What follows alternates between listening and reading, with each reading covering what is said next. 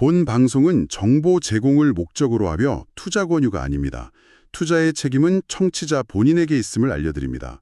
2026년 1월 5일입니다. 오늘 저희가 함께 살펴볼 자료들은 시장이 위로 갈지 아래로 갈지 이런 방향성을 예측하는 것과는 조금 결이 다릅니다. 네. 오히려 서로 다른 이야기를 하는 이 상충되는 신호들 속에서 현재 자산 시장이 정확히 어떤 국면에 서 있는지를 좀 입체적으로 조명해주고 있습니다. 네, 맞습니다. 2025년 연말을 지나오면서 미국 경제에 뚜렷한 균열이 보이기 시작했는데 이상하게도 어떤 자산들은 오히려 강하게 튀어오르고 있거든요. 그렇죠. 오늘은 바로 이 상반된 그림들, 즉 거시경제의 경고등과 시장 내부의 뜨거운 움직임, 그리고 그 배경에 있는 지정학적 변수까지 하나씩 맞춰보면서 큰 그림을 완성해 보겠습니다. 좋습니다. 그럼 가장 먼저 모두가 주목하고 있는 미국 경제의 균열 신호부터 시작해보죠. 첫 번째 자료가 미국의 실질 개인 소비 지출, PCE 증가율인데요. 네. 와, 이건 그냥 둔화가 아니라 거의 절벽 수준이네요. 2025년 하반기의 그래프가 수직으로 꺾여서 거의 제로 성장까지 떨어졌어요. 그렇죠. 이건 미국 경제의 심장이라고 할 수 있는 소비 엔진이 거의 멈춰서고 있다는 뜻입니다. 아, 지난 몇 년간 계속된 인플레이션과 높은 금리 환경이 드디어 이제 가계의 지갑을 닫게 만든 거죠. 월급은 올라도 물가가 더 빨리 오르니까 실제로 쓸 수 있는 돈은 오히려 줄어드는 상황이 임계점에 다다른 겁니다. 그러니까 자동차나 가구 같은 큰 지출부터 줄이다가 이제는 일상적인 소비마저 줄이고 있다는 신호로 보이네요. 네, 맞습니다. 만약 이런 추세가 계속된다면 당장 2026년 1분기 경제 성장률에 직격탄이 될 수밖에 없겠군요. 네. 곧 발표될 2025년 12월 소매 판매 데이터가 이 흐름을 확인시켜줄 아주 중요한 분기점이 되겠습니다. 맞습니다. 그리고 소비 위축은 결국 기업의 고용에도 영향을 미치게 되죠. 두 번째 자료가 바로 미국 실업률인데 팬데믹 이후 가장 낮았던 수준에서 벗어나서 2025년 말 기준으로 4.6%까지 꾸준히 올라왔습니다. 사실 지난 1년 넘게 경기 침체 경고가 계속 나왔잖아요. 네, 계속 나왔죠. 그런데 이번 4.6%라는 숫자는 왜 이전의 경고들보다 더 심각하게 받아들여야 하는 건가요? 뭔가 결정적인 선을 넘었다 이렇게 봐야 할까요? 아주 좋은 질문입니다. 이전까지는 고용시장이 여전히 견고하다는 게 연준의 긴축을 뒷받침하는 마지막 보루였어요. 네네. 하지만 4.6%는 그 보루에 금이 가기 시작했다는 명백한 증거입니다. 긴축 정책의 효과가 보통 1년 이상의 시차를 두고 나타나는데 그 효과가 드디어 가장 튼튼했던 고용시장에까지 미치기 시작한 거죠. 시장의 명백한 완화 국면, 즉 연준이 이제 금리를 내릴 수밖에 없는 환경으로 접어들었다는 신호입니다. 그러니까 연준이 더 이상 고용이 좋으니 괜찮다고 말할 명분이 사라지고 있다는 거군요. 그렇죠. 실제로 연준이 2025년 12월에 금리를 한 차례 내려서 현재 기준금리가 3.56%에서 3.75% 수준이죠. 이 실업률 상승이 추가적인 금리 인하의 강력한 이유가 될 수 있겠네요. 정확합니다. 그래서 투자자 입장에서는 두 가지 상반된 준비를 해야 하는 복잡한 상황이 된 겁니다. 한편으로는 고용 악화가 경기 침체로 이어질 위험에 대비해야 하고 다른 한편으로는 연준의 금리 인하 가능성에 베팅하는 거죠. 보통 이럴 때 채권의 듀레이션을 늘리는 전략을 고려하게 됩니다. 채권 듀레이션을 늘린다는 게 구체적으로 어떤 의미인가요? 조금 더 쉽게 설명해 주실 수 있을까요? 물론입니다. 듀레이션을 늘린다는 건 금리 변화에 더 민감하게 반응하는, 그러니까 장기 채권의 비중을 높인다는 뜻입니다. 장기 채권이요? 네, 앞으로 금리가 내려갈 거라고 예상될 때 더 큰 수익을 얻기 위한 일종의 베팅이죠. 금리가 1% 내릴 때 단기 채권보다 장기 채권의 가격이 훨씬 더 많이 오르거든요. 그렇군요. 다음 JOLTS, 즉 구인 이직 보고서에서 신규 채용이 계속 줄어드는 모습이 확인된다면 이런 움직임이 더 빨라질 수 있습니다. 소비와 고용에 이어서 기업 상황도 좋지 않군요.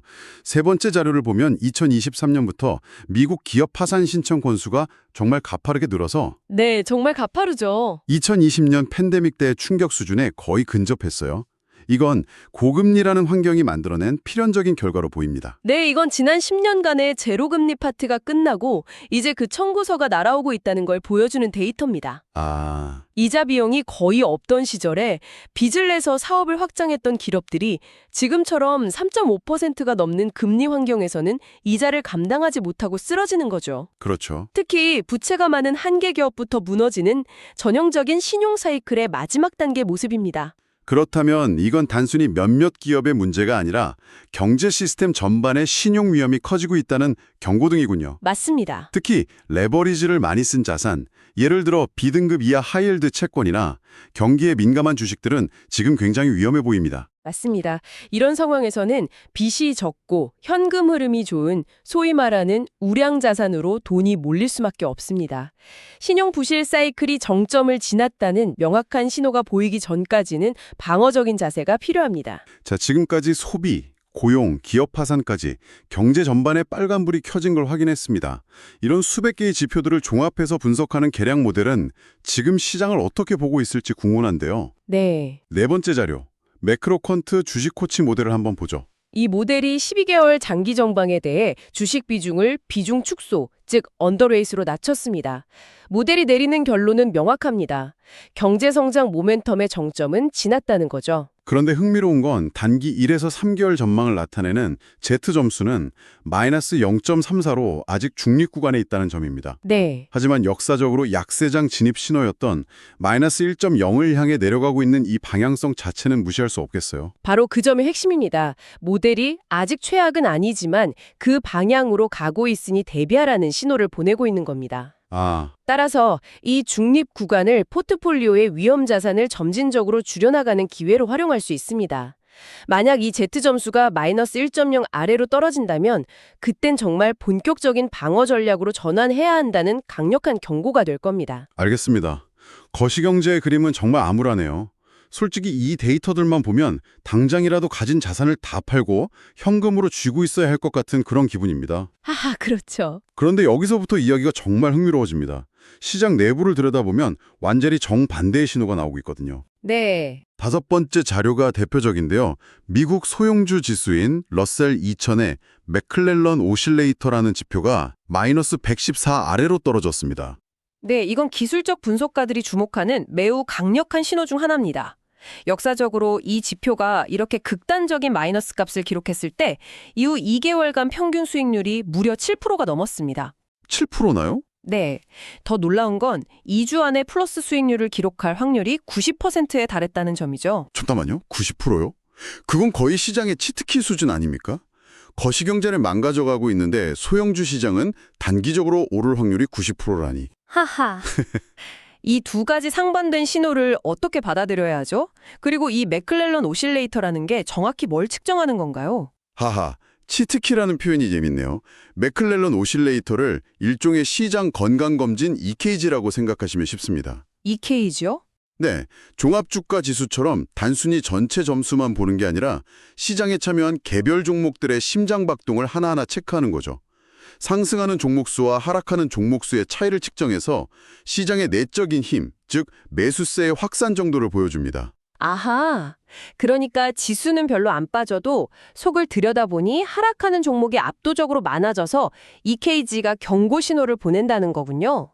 정확합니다.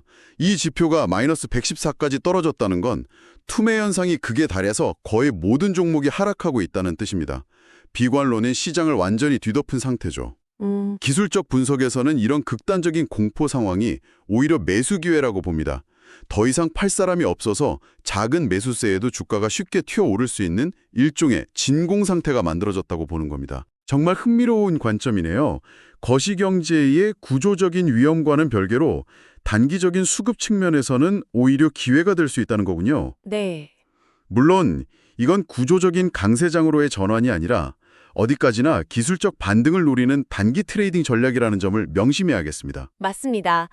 그리고 또 다른 상반된 신호가 바로 금 시장에서 나타나고 있습니다. 6번째 자료를 보시면 글로벌 금 ETF로 들어오는 자금이 무섭게 늘고 있어요. 네.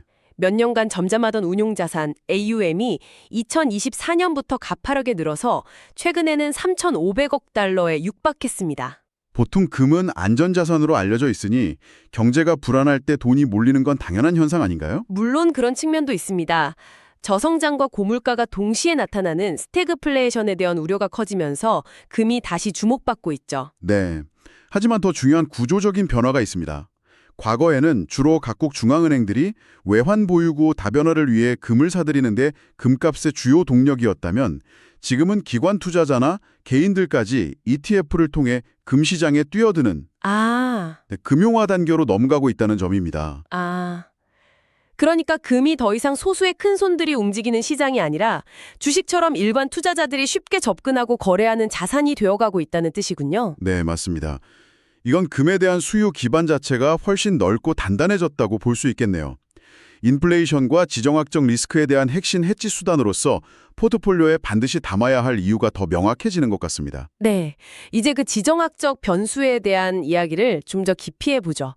7번째 자료는 베네수엘라 관련 리스크인데 정말 영화 같은 데이터가 포착됐습니다. 저도 이 자료 보고 정말 놀랐습니다.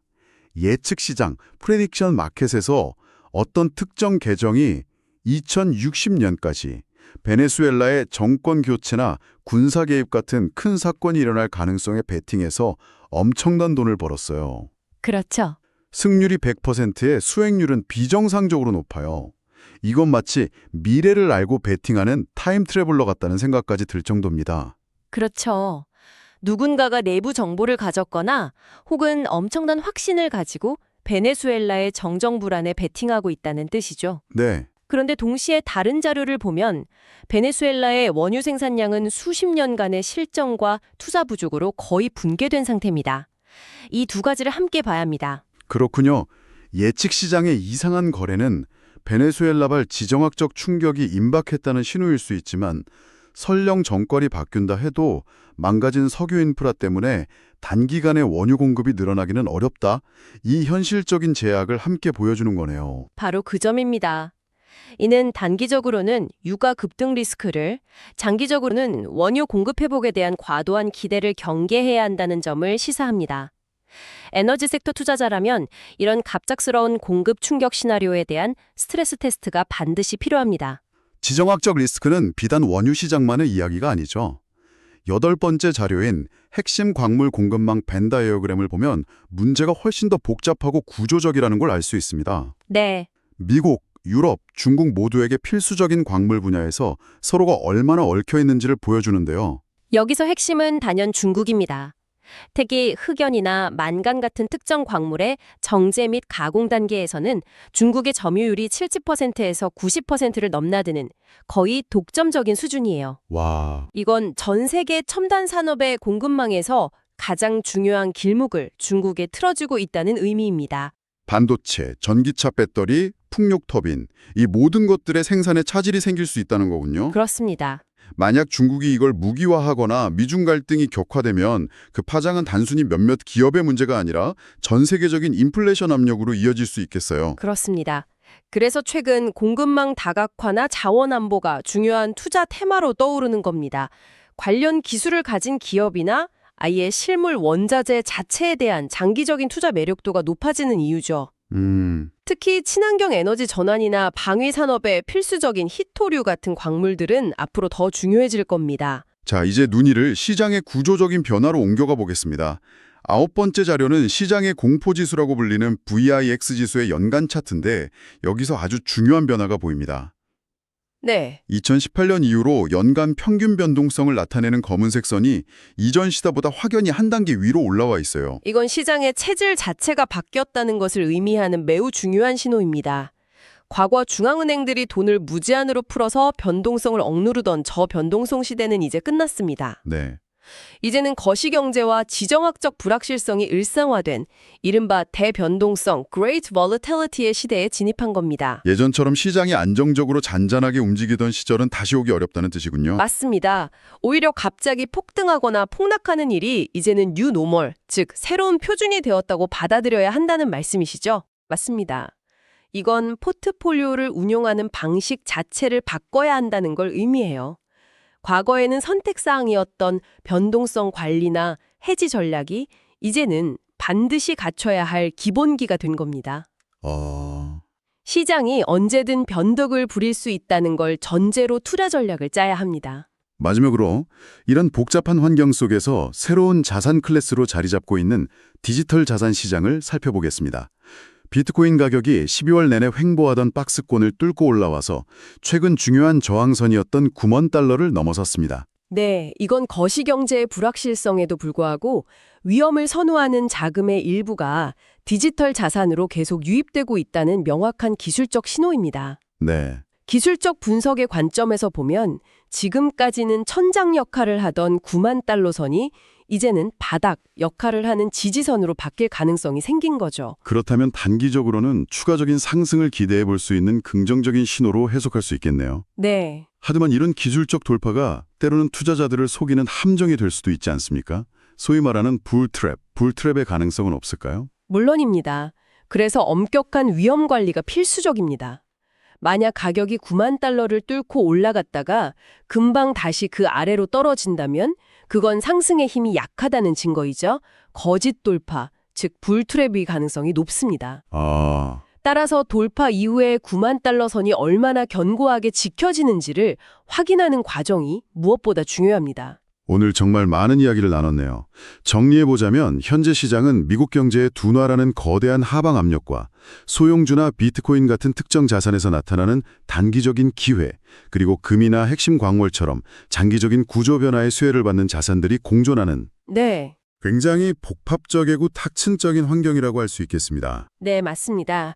지금처럼 서로 다른 방향을 가리키는 신호들이 앞으로 발표될 핵심 경제 지표들을 계기로 과연 어느 쪽으로 수렴해 나갈지 그 과정을 지켜보는 것이 향후 자산 배분 전략의 핵심이 될 것입니다. 오늘 저희가 준비한 데일리는 여기까지입니다.